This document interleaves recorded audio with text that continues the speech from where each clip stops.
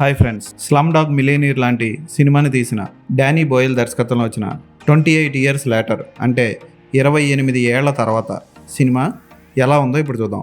ఈ cinema Telugu dubbing ఈరోజు release అయింది. యూరోప్ నుంచి పాకిన ఒక వైరస్ అమెరికాను అతలాకుతలం చేస్తుంది. అయితే అక్కడి నుంచి పారిపోయిన కొంతమంది ఓ ఐలాండ్లో బతుకుతూ ఉంటారు. ఆ ఐలాండ్ నుంచి మెయిన్ ల్యాండ్కి అంటే జాంబీలు వైరస్ సోకిన వాళ్ళు ఉండే ప్రధాన ల్యాండ్కి వెళ్ళడానికి మధ్యలో ఒక సముద్రం లాంటిది ఉంటుంది.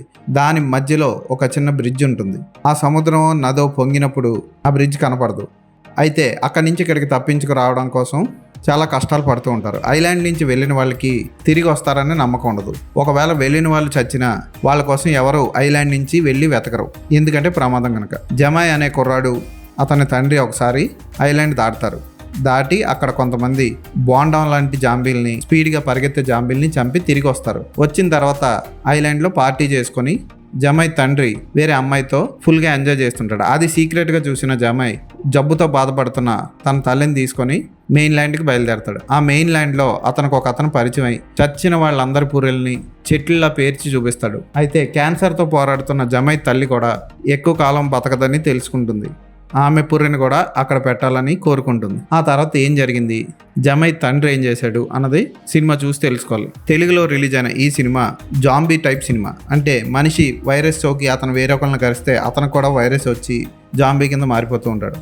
అలాంటి జాంబీలు మనుషుల్ని తినేస్తూ ఉంటాయి. ఒక చిన్న కార్టూన్ షో చిన్నపిల్లలు చూస్తుండగా జాంబీలు వచ్చి తినేస్తాయి. ఈ సీన్తో స్టార్ట్ అయిన సినిమా ఆ తర్వాత బట్టలు లేని ఆడ మగ చిన్నపిల్ల జాంబీలు అన్నీ వస్తూ ఉంటాయి. న్యూడ్గా చాలా మంది కనపడుతూ ఉంటారు. అంటే అక్కడ అసభ్యంగా కనపడదు, వాళ్ళకి డ్రెస్ లేకపోయినా ఒళ్ళంతా బురదలు పూసుకొని తిరుగుతూ ఉంటారు. చివరి క్లైమాక్స్ షాట్ వరకు కూడా పీకలు కోసేయడం, ముడ్డిలోంచి కత్తి దించేయడం, ఇలాంటి షాట్లన్నీ బోల్డ్ ఉంటాయి. వైలెన్స్, బ్లడ్ ఎక్కువగా ఉంటుంది.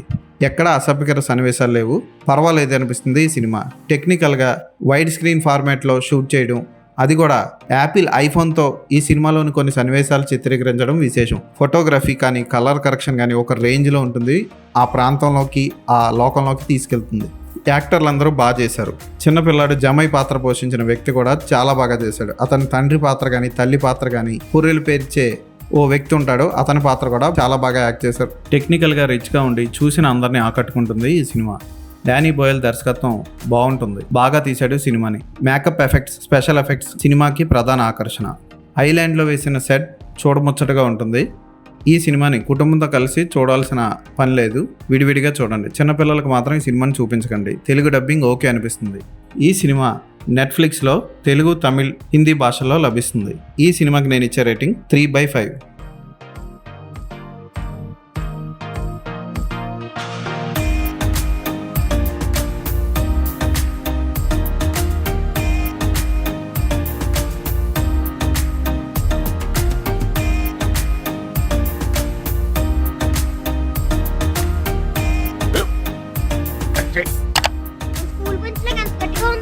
కొట్రా, కొట్టు, పర్లేదు, కొట్టు.